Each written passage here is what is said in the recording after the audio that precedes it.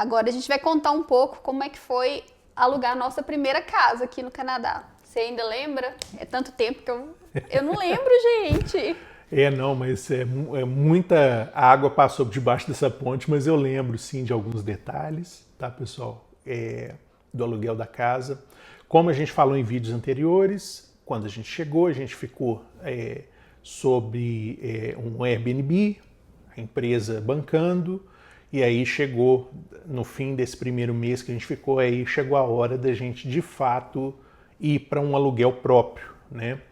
Então, assim, a empresa foi muito, assim, solícita em nos deixar ficar esse tempo no Airbnb, nos ajudou bastante, porque durante esse tempo deu para a gente olhar mesmo, procurar casas para alugar, e a gente achou uma muito boa, né? Que a gente alugou, a gente acabou alugando, e assim, com o dono canadense, então tem todo um processo de a gente envia uma documentação com escrito o que você é, o que você tem em termos assim, você tem cachorro, criança pequena, eles querem saber isso para fazer aquela medida de segurança para eles, né? Então a gente tinha uma cachorrinha pequena. E o interessante é que algumas pessoas que a gente conversou, alguns landlords, né, que são os donos de imóvel que a gente conversou, às vezes eletronicamente, a pessoa parava de responder na medida que a gente falava, não, a gente tem uma cachorrinha, ela é treinada, ela faz xixi só no lugarzinho certo, no tapetinho, a pessoa simplesmente não retornava mais. Seguia, né? Então isso foi uma camada de dificuldade grande para a gente por causa disso. Aí, finalmente, a gente achou uma casa que a gente gostou, o landlord também, um canadense muito bacana, e ele, sem problema nenhum, ele aceitou sim. Tem um detalhe, né? Que a gente sempre tem que pagar um depósito de segurança para né? pet. Que eles chamam para pet, que não é barato também. Então, pessoal, se quem tem pet aí, lembre-se, na hora que você chegar para fazer algum aluguel de casa, alguma coisa nesse sentido, você vai encontrar essa dificuldade. E aqui no Canadá, tem província que, acho que Ontário, se eu não estou enganada, que é obrigatório, a pessoa é obrigada a alugar o imóvel para quem tem pet. Mas tem província, igual a que a gente chegou, que não tem essa obrigatoriedade. Então, o dono, tem pet? Não aceito, não vou alugar. E não pode fazer essa distinção. E tem cidade que tem quantidade de pet que você pode ter. Aqui nessa cidade que a gente está morando atualmente, é o máximo de 2 cachorros por imóvel. E dependendo se for um condo, dependendo do condomínio, no caso é um apartamento, pode ser que seja um animal só. Então isso vai depender muito da cidade, da província que você está mudando.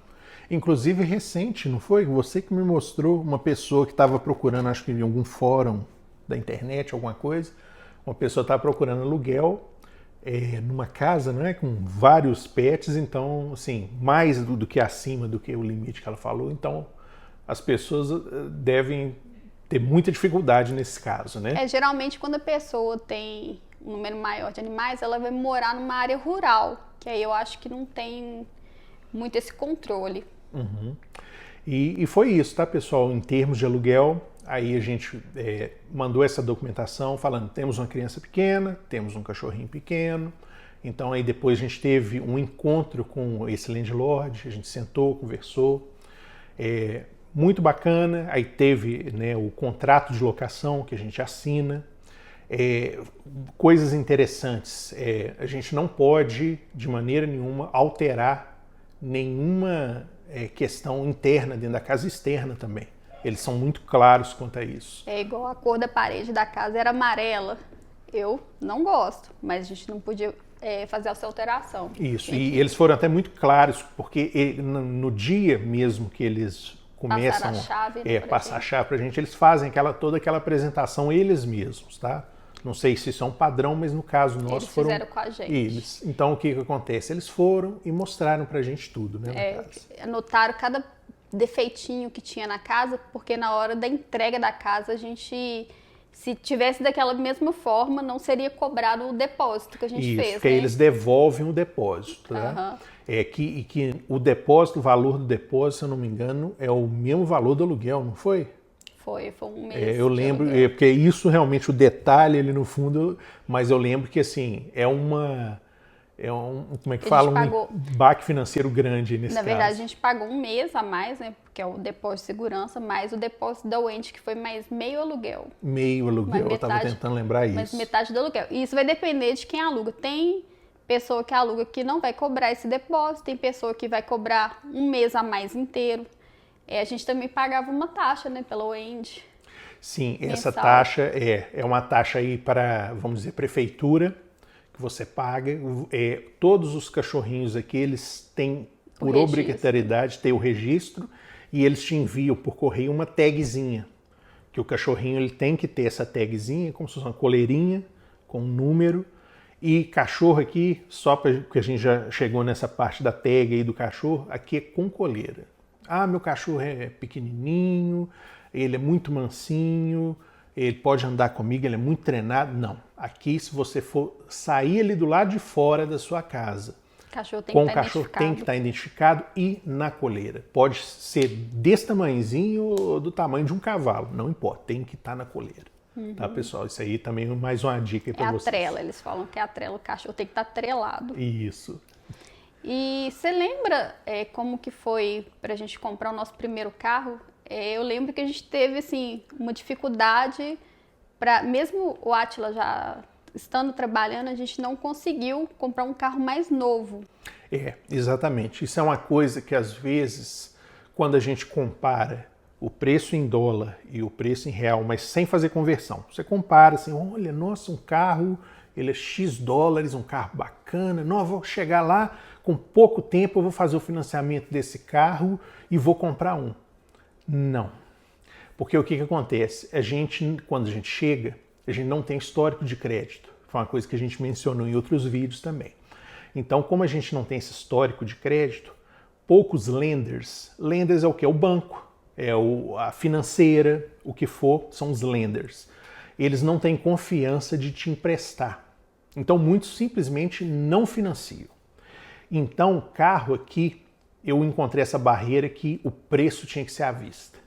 Então, você começa a olhar um carro na concessionária, o pessoal fala, não, muito bacana, mas você chegou, você não vai conseguir um lender, ou se conseguir com juros muito altos.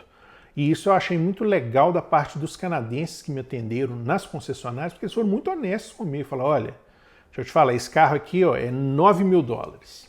Ou você paga ele à vista, ou a gente tenta financiar para você com específicos lenders, mas você vai pagar o triplo desse carro, em termos de juros. Porque vamos dizer assim, é um empréstimo de alto risco. Você nem sabe se você vai ficar no país ainda, se você vai voltar, você está na condição de trabalhador temporário, então tem todos esses problemas. Tá?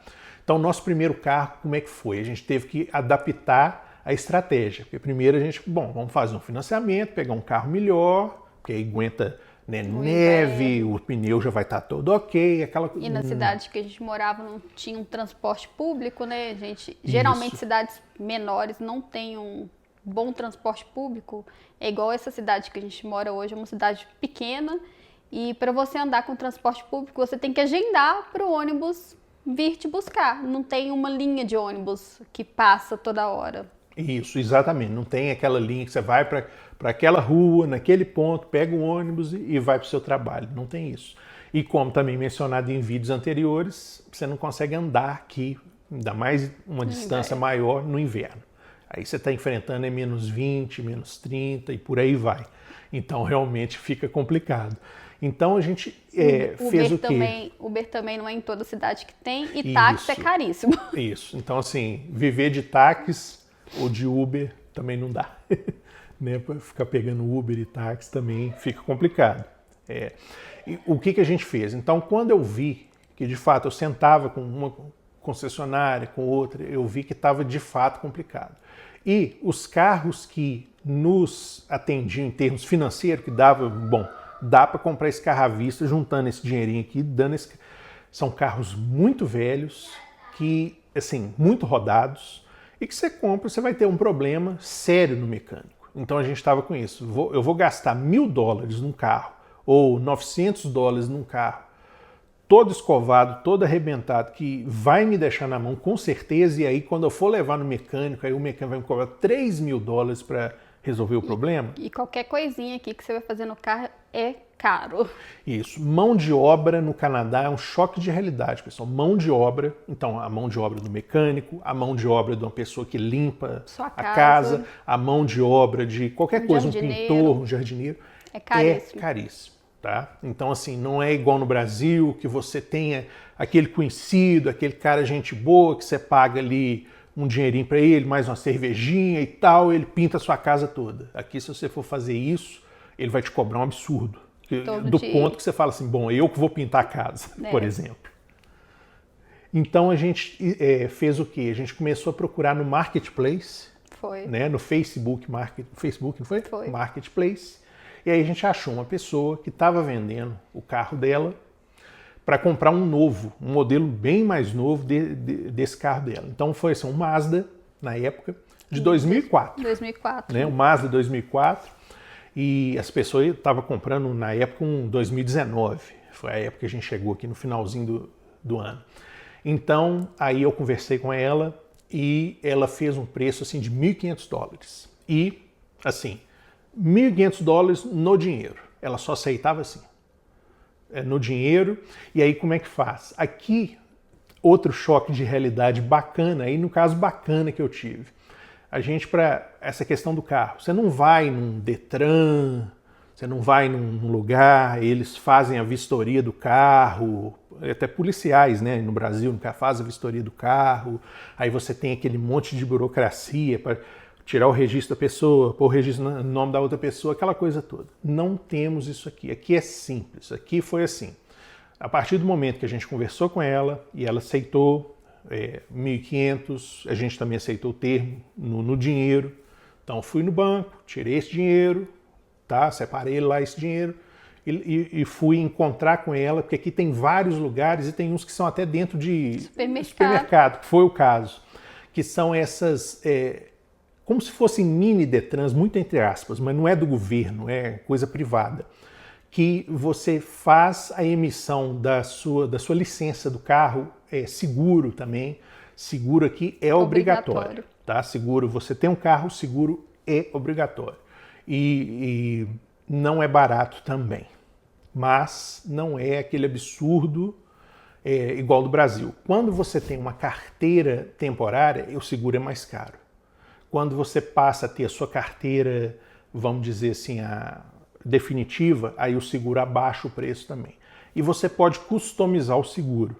Claro que na hora que você chega no guichê lá, a pessoa vai querer seguro para atropelamento, roubo, não sei o que, vidro, vai enchendo ali. Aí quando você vê o preço mensal, você fala, não, dá para tirar alguma coisa? Dá. Aí você pode fazer um seguro mais básico, que aí fica mais em conta. Isso foi o que a gente fez, inclusive. Cobrindo terceiros e algum problema que a gente tivesse. Então, a transação foi a seguinte, a gente foi lá, ela apresentou a documentação dela, que é a carteira de identidade, eu apresentei a minha, que era a minha temporária no caso. Eles imprimem lá um papel, ela assina, como se fosse, né, a questão da venda, eu assino também, passo o dinheiro para ela. Tem uma taxa que, né, essa empresa cobra, eles cobram uma taxa lá de, eu não lembro quanto que foi, mas baratinha, 30, 35, $40 no máximo. Não é nada assim absurdo, 200, $500, nada disso.